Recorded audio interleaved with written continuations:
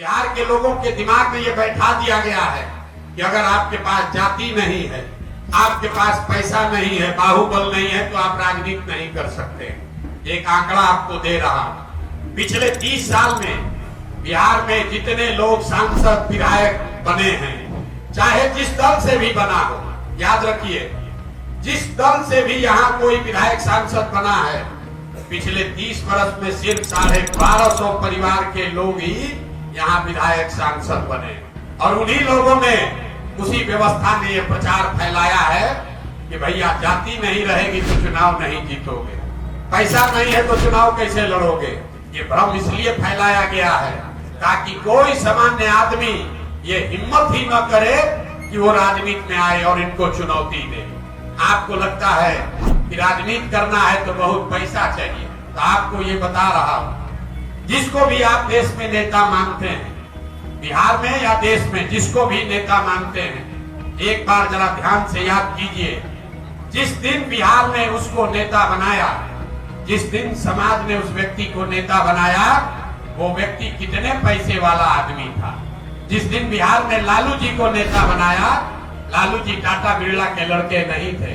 जिस दिन बिहार ने नीतीश कुमार को नेता बनाया, नीतीश कुमार टाटा बिरला के लड़के नहीं थे। जिस दिन बंगाल के लोगों ने ममता बनर्जी को जिताया, ममता बनर्जी के पास करोड़ों रुपया नहीं था।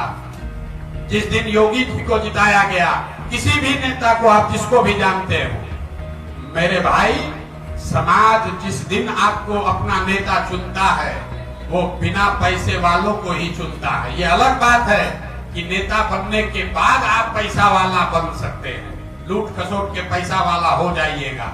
होता ये है कि आप नेताओं को देखते हैं, बड़ी बड़ी गाड़ियों से चलते हैं, काफिला चल रहा है, बड़ा बड़ा उनके पास पैसा साधन है, तो आपको लगता है कि जब तक पैसा नहीं रहेगा तो हम इनके जैसा बनेंगे कैसे। ऐसी कोई बात नहीं है। पैसा जो है वो पेट्रोल के जैसा है। अगर आपके पास गाड़ी है तो पेट्रोल लगेगा, लेकिन अगर गाड़ी ही नहीं है तो अगर 10 कनस्तर भी पेट्रोल हो जाएगा, उस पर बैठकर कहीं नहीं जा सकते। तो अगर समाज का समर्थन आपके साथ है, अगर आपके पास वोट है, तो पैसे का जुगाड़ समाज कम या ज्यादा कहीं ना कहीं से कर देता है। नोट से वोट का गारंटी नहीं है। तो ये भ्रम मत पालिए कि पैसे से ही राजनीति होगा। दूसरा, लोगों को लगता है कि यहाँ तो जाति से नहीं निपट पाइएगा। लोग हमको कहता है बहुत बढ़िया आप बतिया रहे हैं, आप बहुत चुनाव के विशेषज्ञ हैं, वो सब ठीक है, लेकिन वो नया लड़का पीछे कर रहा है, बिहार यूनिक है, बिहार में तो जाति बहुत ज्यादा है। तो पहले समझिए कि जाति समाज की जितनी बड़ी सच्चाई बिहार में है, इतनी ही जाति की महत्ता उत्तर प्रदेश में भी है, उतनी ही जाति की महत्ता गुजरात, कर्नाटक, आंध्र प्रदेश में भी है। आप वहां पर चुनाव नहीं लड़ाए, इसलिए आपको लगता है कि खाली बिहार में ही है, लेकिन बिहार में जातियों की महत्ता कितनी है इसको समझिए। आपको लगता है कि हर आदमी जाति पर ही वोट देता है। इसी बिहार में 1984 में पूरे बिहार राज्य में, उसमें बिहार झारखंड एक था, राजीव गांधी की कांग्रेस को बहुत बड़ी सफलता मिली। आपसे पूछेंगे कि जातियों में बटा हुआ बिहार, कांग्रेस को, राजीव गांधी को कैसे वोट दे दिया? तुरंत लोग खड़ा होकर कहेंगे कि वोट राजीव गांधी को नहीं पड़ा। 84 में इंदिरा जी की मृत्यु हुई थी और उस मृत्यु से जो सहानुभूति की लहर बनी, उसमें जाति होती छोड़कर सबने कांग्रेस को वोट दिया, इसलिए कांग्रेस, राजीव गांधी जीत गए। इस बात को आप कागज पर लिख लीजिए। फिर आपसे पूछेंगे 1989 में क्या हुआ? यहाँ जनता दल वीपी सिंह कैसे जीत गए? वीपी सिंह के जाति के बहुत लोग तो नहीं रहते हैं यहाँ बिहार में। आप बताइएगा कि वोट जनता दल को नहीं पड़ा।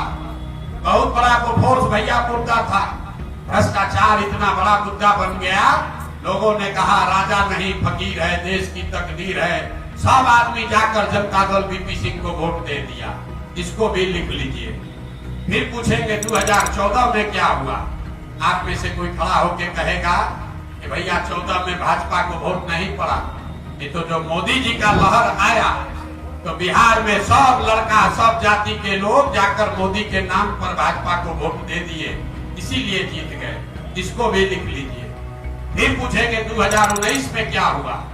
ज्यादातर लोग कहेगा भैया बड़ा कांटे का मुकाबला था। तो जो पुलवामा हुआ ना, पुलवामा के बाद समझिए कि समाज का हर आदमी जाकर भाजपा को वोट दे दिया।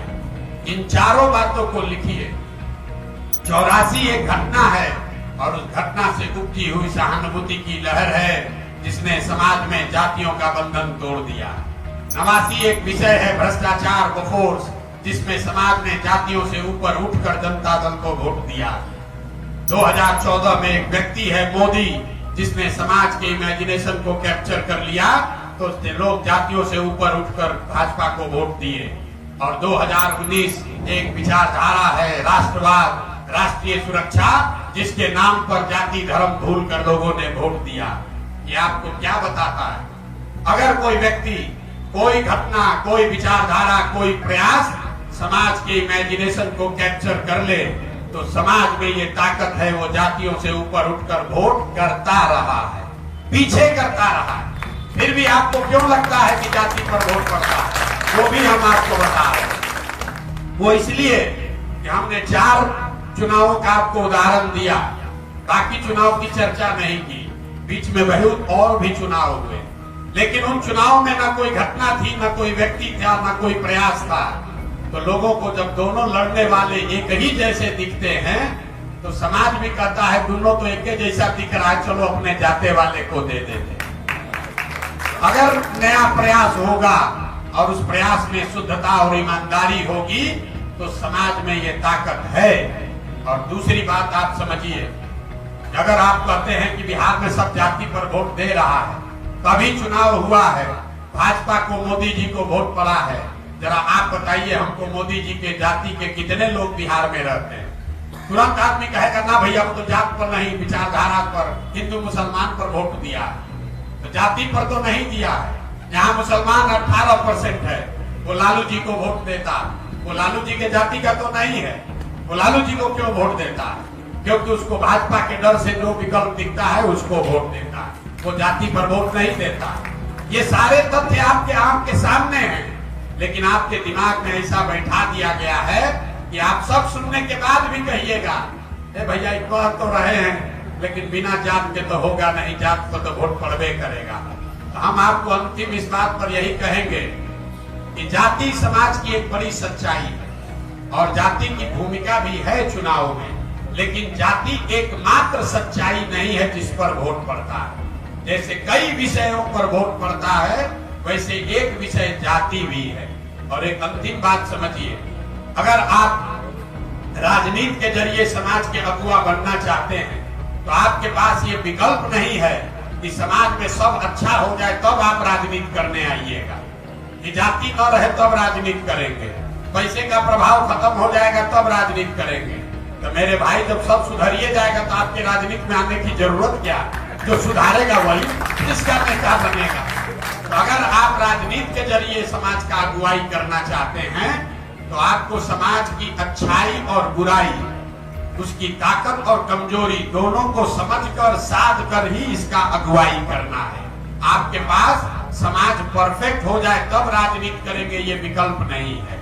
ये बात आप बिल्कुल गांठ बांध लीजिए। इसीलिए ये प्रयास चल रहा है। बिहार को सुधारने का प्रयास हम करें या आप करें, आज करें या 20 वर्ष के बाद करें, करना तो किसी न किसी बिहार के आदमी को ही पड़ेगा। कोई तमिलनाडु से आकर बिहार को सुधारने का ये प्रयास करने वाला नहीं।